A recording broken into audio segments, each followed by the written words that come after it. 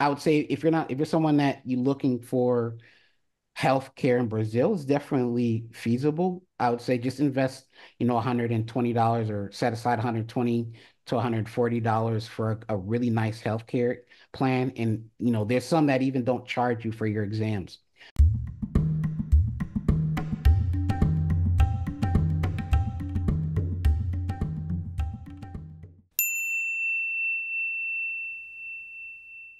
So today we're heading down to the beautiful country of Brazil in one of the most amazing cities in the entire world. It's Rio de Janeiro with my new friend Gonway Sonkarley. I Whatever love works the for you. name. You got a unique name, buddy. So Gonway, yeah, thanks for doing the podcast. I really appreciate you taking the time out of your day to do this.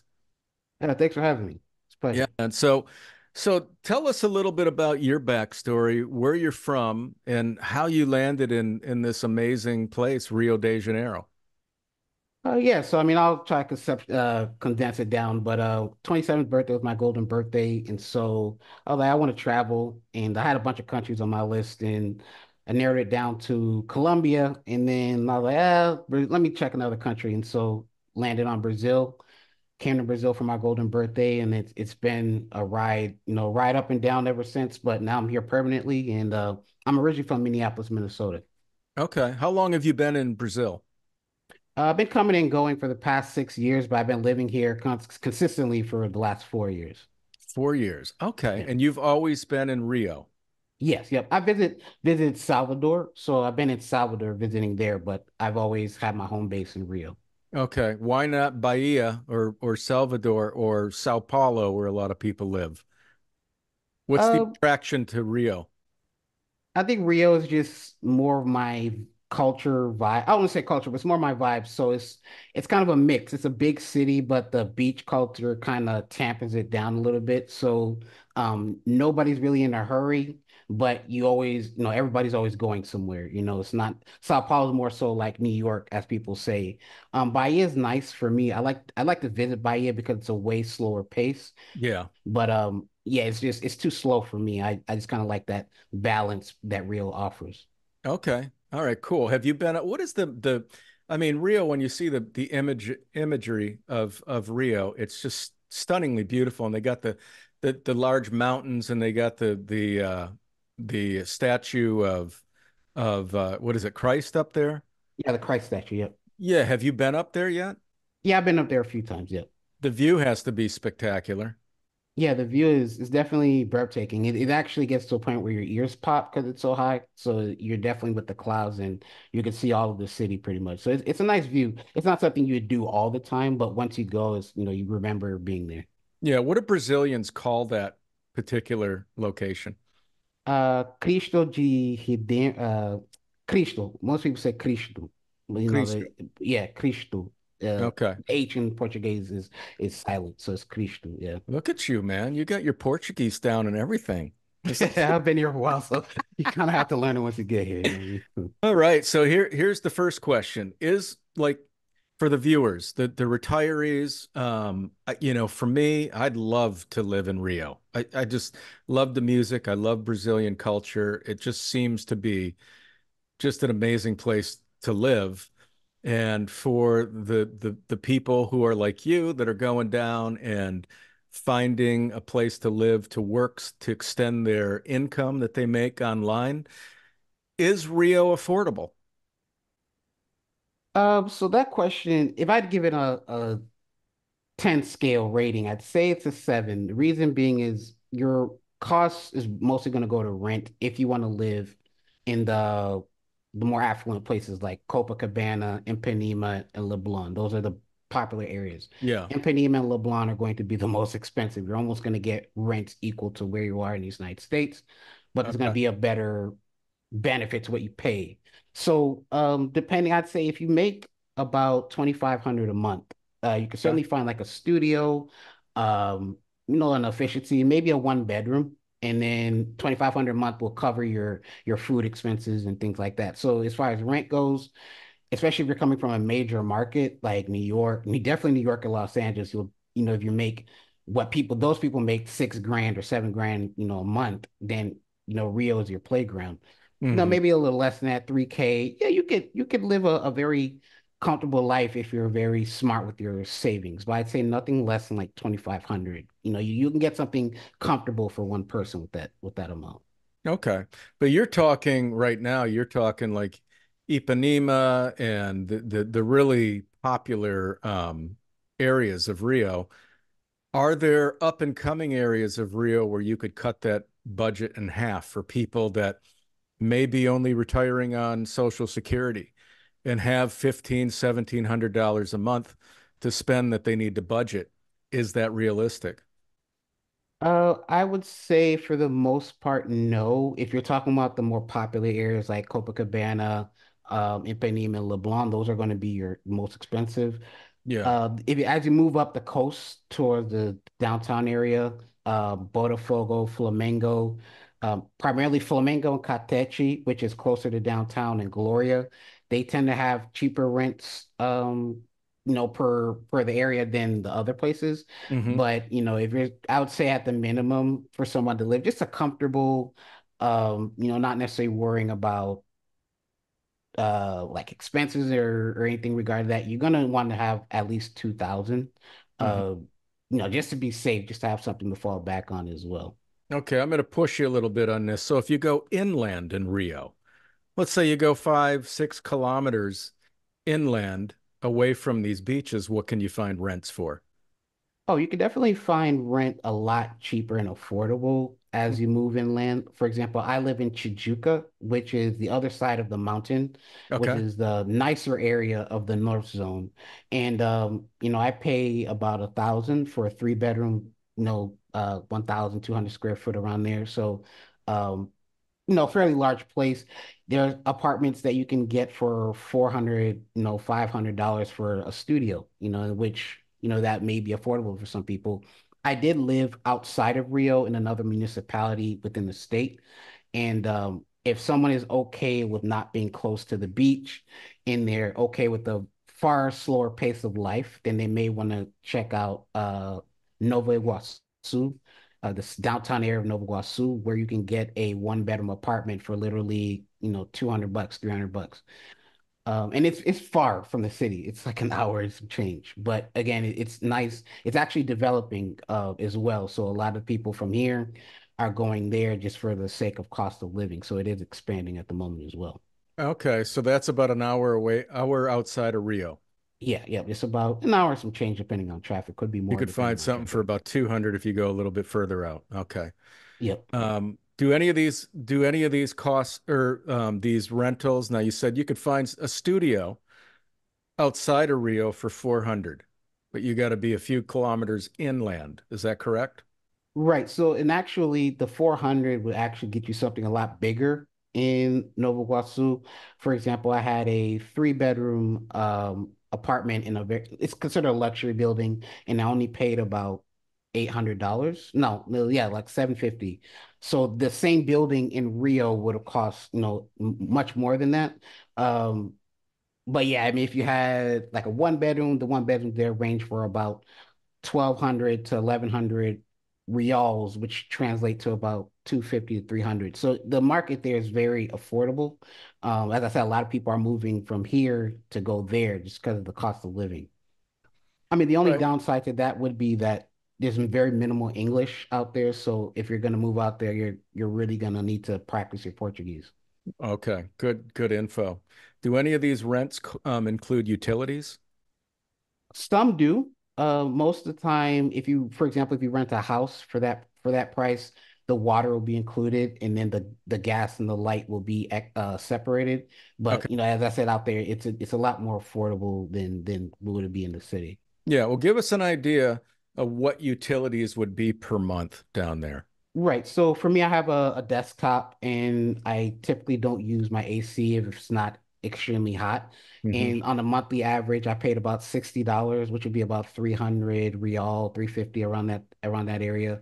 So it wasn't absurd. And then the gas as well. I paid about $15, $20 at the maximum, between 15 and $20 per month. For gas. Yes. What does the 60 include? For the light, it's dependent on consumption, right? So sometimes the landlord, if you're not a Brazilian, they'll raise the rent a little bit just to include all of the utilities, so including the light and the gas. Hmm. But some won't, right? That's just dependent. But if you're a foreigner, you shouldn't think that someone wouldn't rent to you because of that, but Right. it's something that you may want to negotiate. Okay. And so the $60 a month, is that electric, water, and It's water? just electric, and then Just gas is 15. It's 15, 15. around What's 15 to water? $20. Water is billed in with your what they call a condominium fee. Okay. Um, if you don't live in an apartment, it'll just come as a separate bill. I've never paid it separate from my condominium, so it is going to depend on consumption. But again, I've never paid it separate, so it's always been lumped in with my condominium bill. Okay. What's your condominium fee? Right now, my condominium is about 150, and that covers security, water, parking, um, pretty much the services that, it pays the guy that the doorman, and then it also pays the electricity for the building and the common areas. Okay. All right. So 150. So that's if you rent a condo. So I'm guessing if you have a three-bedroom, so you have quite a large space. Well, that's general. So the condominium is for everyone, whether it's like a Okay. small building or like a luxury building. Every apartment building is going to have, for the most part, a condominium fee. So that'll pay for the Okay. local services. Yep. And they're typically $150 a month, or do they vary? Oh, they vary. They vary. So depending on your building, some you may even pay, $30, $40. It's going to scale for I guess the scale, like if it's a luxury building or if it's a normal building, what services does it have, on site? So it definitely varies. Okay. All right. Cool. All right. So let's dive into groceries. How expensive are groceries down there in Rio? Groceries are definitely affordable. For me, I'm a very picky eater. I do have a high protein diet, and let's see, you can get a kilo of meat, a beef. Let's just say, just mid-grade. It's called a catra. I think a catra is mid-grade. I think you can get a nice piece for literally $10, Okay. definitely more than what you get in the United States. And vegetables are very, very, very cheap. You can get a kilo of potatoes for less than $1. So grocery is it's very cost effective. Hmm. Um, for people who are picky eaters like myself, you may splurge on some things. You may not eat certain things. I don't eat beans a lot, for example. So, Okay. I save on that. But I do like natural juices, which tend to be a little bit more costly than the juices, the normal juices we may find in the aisle. So it's very Hmm. affordable. I think on a monthly basis, I spend generally about 275 to 350. And that's with my girlfriend as well. That's for two people. Yeah. So for one person, how much do Oh, you one think you'd spend? one person you can definitely get away with 175 to 200. And that is And one thing to keep in mind is that when you buy food in Brazil, it's more natural. So it's not necessarily modified in any way. It does go bad fairly quickly. Yeah. So some people, they'll spend in a smaller amount. For example, they'll buy a big cut of beef, they'll chop it up, save it, and then they'll just buy their produce on let's say 2 to 3 day contingent, so it is, but that's what I did because I learned that, tomatoes will go bad in like 4 to 5 days if you don't use them. So, Hmm. but it's still cost effective at the end of the day. All right. What is what do you when you go out to eat and you go to a local neighborhood restaurant, viewers are always interested in what would I pay for a nice Brazilian lunch or meal? And what does it consist of? Oh yeah, so it's I like Brazil's as far as being when you go out to eat because there's a lot of variety. uh, a lot of places will have what they call prato executivo, which is it's a set meal. For example, you can get a cut of beef, rice, and beans with fries. For example, you can get that for pretty much $4 to $6. Ooh. Um, sometimes they'll have a time where you can use it right like, during the lunch hour or up to Yeah. like 5 p.m. But the price executives are generally between $4 to $6, sometimes $10. Yeah. If you want something higher quality than that, or I don't want to say high quality, but a bit more luxurious, or you're someone that Sure. has more exquisite taste, then I'd say your more expensive meals for one person probably go up to about $17 to $15. At least that's what I pay. Hmm. If for two people, then $40, you can two people can eat pretty good on $40. Gonway, who provides that $4 to $6 meal? Is that a local neighborhood restaurant or Pretty much everywhere. So everywhere? Okay. anywhere that they call them bodecos, but your local corner restaurants have those. You can go to even you go to the mall, you can get one. So those, whatever restaurant that serves traditional Brazilian food, you can normally find those. Okay. That's great info. Okay, awesome. So if you think about like the person who's living on a budget, they'll go out a couple times, to maybe 3 times a week as a retiree or whatever. What do you think that you would need to budget per month for eating out? And roughly, I know it depends on how much you eat or where you go, but you know, um, what do you think as far as what you would need to budget per month eating out? Oh, so it depends. So if someone, for example, I normally eat out maybe once or twice a week. I like Okay. to cook at home. So Mhm. the majority of my money does go to food what I can make at home. Okay.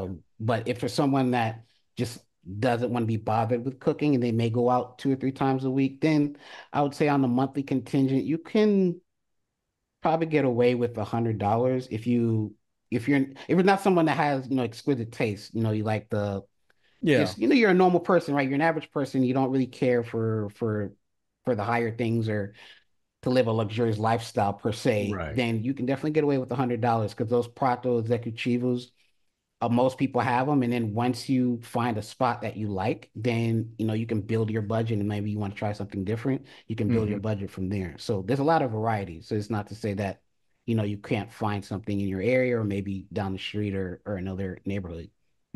Okay, great. All right. The other question, getting around. How do people get around down there? What's the mode of transportation? Is there a metro down there? Yeah, so Rio does have a metro system. So there's two, well, technically four lines, but two of them go to the same place. Okay. So if you live close to the metro, you'll pay about $1.35 for a Okay. trip. So it's like 760 if I'm not mistaken. I'm not sure about the conversion, but it is about 760. And Okay. so, you can start from, for example, Barra da Tijuca, which is the west side. It's another nice neighborhood. It's a bit more expensive overall, but you can start from that side and you can go all the way through Copacabana, through the center of the city, and get to the other end, which is about, you know, it's, it's called Pavuna, which is it's a working class neighborhood. So you could do that. You could get that on the same trip, and then obviously you just pay the same money to get back. There's a lot Hmm. of buses, especially around Copacabana. So you can pick up a bus from the beach. You can pick up the bus from Ipanema, from Leblon. There's buses that will take you from Copacabana and take you all the way to past Baja to Recreo, which is Hmm. another kind of well-to-do neighborhood as well. And so, it's easy to get around. There's also Uber. Uber is relatively cheap depending on where you're going. So if you're just going, a few kilometers, you'll maybe pay $1 or two, and then it'll scale up from there. Oh, wow. Okay. How much does it cost to take the bus per ride? Do you Uh, know? so it depends. So the really nice buses, they're called if I'm not mistaken, executive buses. Okay. Those cost about 10 real. So those will be about $2. Okay. So they always almost come with air conditioning, nice seats. If we take just the general bus, that's about seven, maybe $5, between five reais, which is about $1 or so. So it'll scale, but it's affordable either way. Just depends on where Okay. you're going. Okay. And what do you think people would need to budget per month to get around Rio? I would say you could budget about $50, and that's being that's a bit extra because if you live close to the metro, then you really, you can walk everywhere. Most people walk everywhere. Most people, if they want to take an Uber, they'll take an Uber. But if it's somewhere that's close to the subway, then they'll just take the subway and walk to their destination. And, they may take an Uber back. That's what I do sometimes. I'll just take the subway if I feel like walking. If I don't feel like walking back, I'll just take an Uber. And normally from Copacabana to where I am is about $5. So Hmm. I'll spend the $5 and come back home. Or now I'll just take the subway and only spend $2. So um, I'd say yeah, $50 on a monthly contingent. I think should be more than enough, but even less than that for someone that likes to be active. So does 50 include rideshare like Uber as well? Yes, yes, Okay. because for the most part, everything is close together. That's the thing about living in the Copacabana, all the way up they call it the South Zone. So that's the thing about living in the South Zone. Everything is close together. So if you need to go to a pharmacy, the pharmacy is walking distance. If you want to go to, let's say, a restaurant, if it's not walking distance, you can easily just get on the subway and get there, in a fair amount of time. If you don't feel like walking, you can always just take an Uber and that'll be, a dollar to $3 at the maximum. What if you just want to solely rely on public transportation? How much would you pay a month? Uh, Public transportation, again, depending on where you want to go, I'd say 25 to $30. Okay. And again, that's being very I don't want to say conservative, but that's just a number that comes to mind if you're relying on the bus or the subway, especially the subway. I see more people taking the subway than they do the bus. Uh-huh. And that's because, it's cheaper per se because the points of where you are on in the South Zone, it's just everything is so accessible. So there's really no need to take the bus per se unless you really wanted to. Okay. All right. Good information. All right, Gonway, we're going into healthcare now. Everybody who wants to move down there, they need to know about healthcare. Is it affordable? Is it accessible? And what is the quality like down there? As you know, living in the US, it's astronomical. It's very problematic in the US. So a lot of people actually watch this podcast because they're looking for an alternative where you got quality healthcare that is affordable. What can you share about that? Yes, so someone that's been through the healthcare, a few times, I can definitely say that the healthcare is more affordable overall. I would caution to say that if you're someone that I have pre-existing conditions, so I'm a diabetic, so I do take insulin. Insulin is exponentially more affordable here than it is in the United States. I was reading a statistic. I think it's upwards to 100,000 people, lose their life yearly for lack of access to insulin. Mhm. So here, I've never had an issue affording insulin. For the one that I take, a box of five costs me about $140. In the United States, it's about 566 to 700, depending on if you're buying with insurance or if you're just buying it. I have insurance, but my insurance doesn't cover the um the medication. And that's the thing about the healthcare here. It's kind of broken up. So, for example, the insurance that I have is a Brazilian health insurance, which it offers me a lot more services as far as what I need, whether that's lab visit, doctor visits. The network is quite large, but it doesn't necessarily cover my medications, which is okay, because a perk of Brazil is that your pharmacy will actually offer you sometimes a larger discount than your health insurance. For example, Mhm. my medication, I get a 30% discount rather than if I was purchasing it through a health insurance, I'd only get about 10 or 15.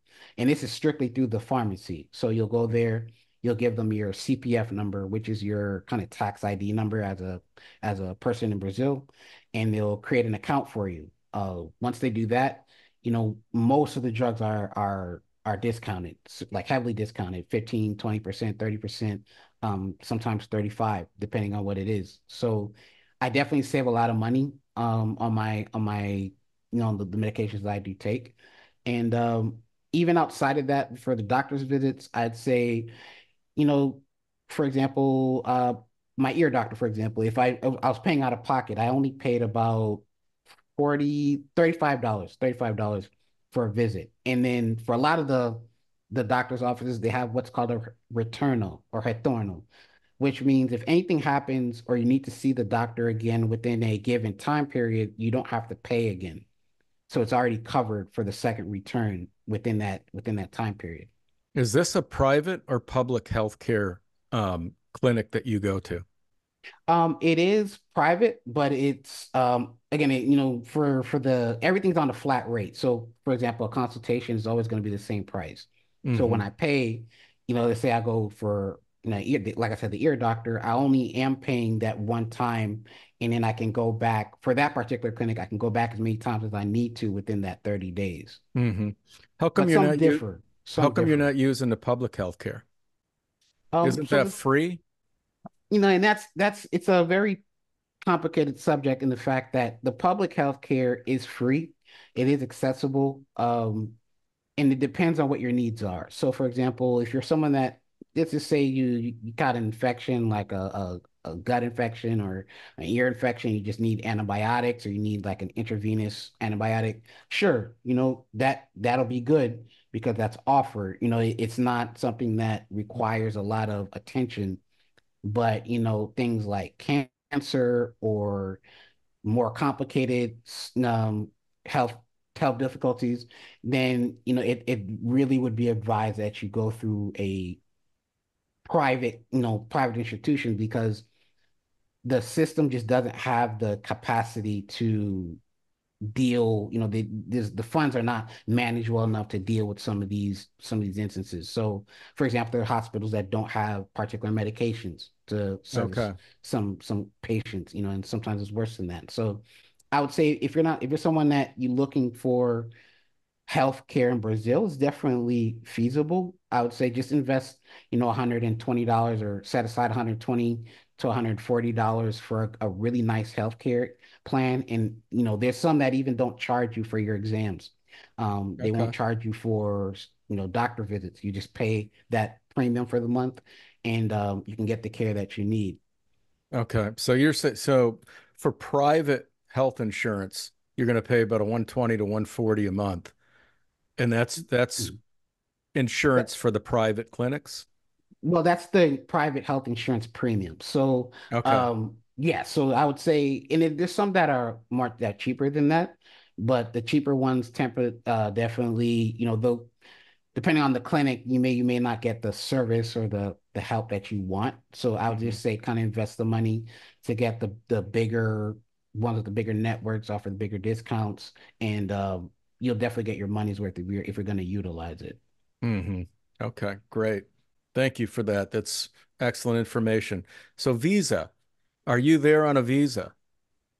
Yes, I am here on a permanent visa through civil union. So, me and my this Brazilians call it wife, but it for us we say a domestic partnership. So it's a Hmm. domestic partnership, and yeah, I mean you can get your visa through that way. So through the domestic partnership, for some people they may just go through there's like an investor visa. So you pay one cost and then you get your visa and access to citizenship if you like.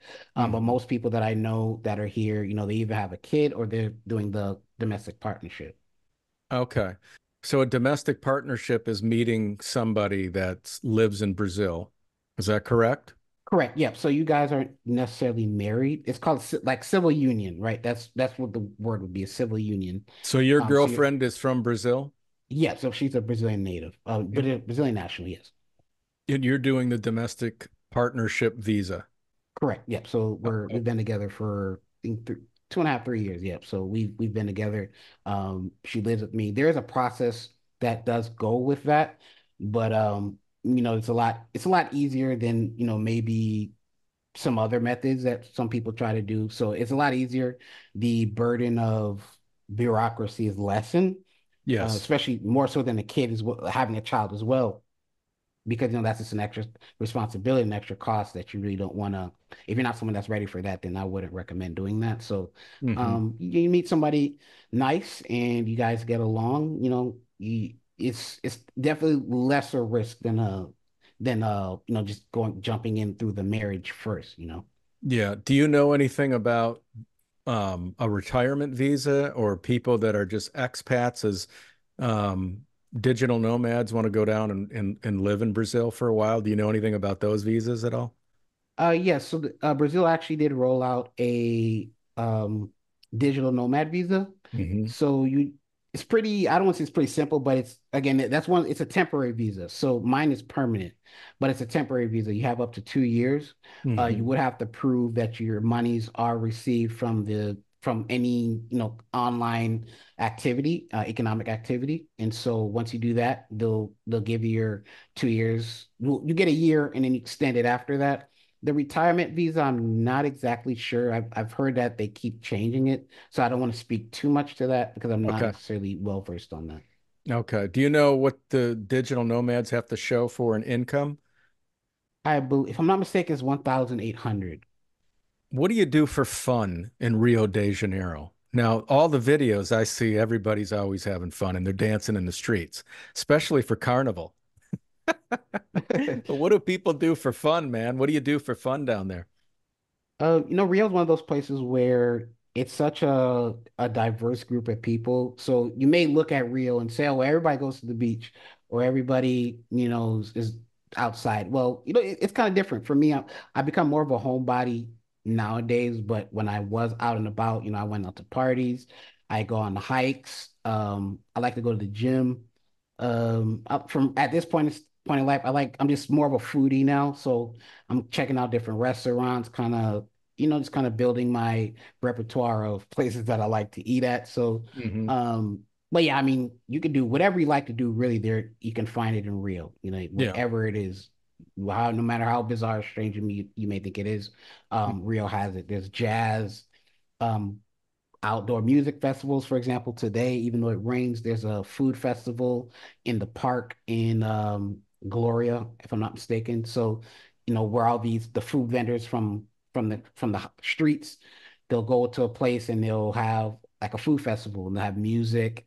People get together. They also do this with barbecue at the shopping mall. So whatever you want to do, really, there's no limit to what you can do in Brazil and Rio de Yeah. Janeiro. Is there a big creative community there? Do you see a lot of arts and that type of theater, dance, artists, Yeah, so Rio does culture? have a really big art scene. So Okay. the best place where you can find that is if you're new to Rio and you want to find where the artists, kind of the, bohemian crowd may reside, then you may want to go to Postal One, which is in Lemmy. So it's at the very beginning of the beach, the Okay. very beginning, and it's called Rasta Beach. And it's a very big community of artists, are musicians, people who rap, sing, painters, all the big, very eclectic mix. Or you can go to there is a theater in the center of Brazil, downtown Rio de Janeiro. And so Okay. there's a few theaters there around there as well. So the creatives hang out at Rasta Beach. Yep. So yeah, that's it's Such an pretty much, appropriate name, man. so yeah, I mean, real it's kind of easy to find communities. You just have to ask the right people. And then, once you find them, you know where to look. Do you have access to other groups as well? Because they'll recommend you, oh, you like this, you can go here. Brazilians are very friendly, they're very personable and social people, so it's not Mhm. difficult to find your group. Yeah, yeah. Yeah, that's great, man. Well, Gonway, that's pretty much everything. Is there anything else that you can think of that we didn't discuss that could be beneficial for the viewers considering or thinking about moving to Brazil, in particular Rio or that region? I would definitely say if you are considering moving to Rio, I'd definitely say come at least twice if you can. I think what some people make the mistake of doing, they'll just, jump off the boat and just come and live in Rio and not necessarily have too much of an idea of culture and social mores and interaction, what's okay and what's not. I think, you come once, you get to know, you enjoy the city, you're on vacation mode. You come twice, and your second time, you're really just kind of trying to, instead of doing the touristy stuff, maybe you develop a routine while you're here, kind of. Maybe you take the subway once or twice, or maybe you take the bus somewhere. You kind of get lost on purpose and see, how you can interact with people in a way that, what I'm saying, you get a feel outside of what the touristy stuff is. All right. Thank you, man. That great information. Well, Gonway Sonkarley, thank you so much, man, for taking the time to share all these tips and your experience. I really appreciate it. It was a pleasure. Thanks for having me. And I hope whenever whoever comes and you're looking for me, you can find me in Tijuca. I'm certainly happy to show people around my neighborhood if they have any questions about living away from the beach. I'm certainly happy to, share some insight on that. Yeah, very cool. We'll put your info in the description so people can reach out and contact you if they need to. Thanks again, buddy, and have a great rest of the day. And I'll talk to you soon. Yeah, thanks. Thanks for having me.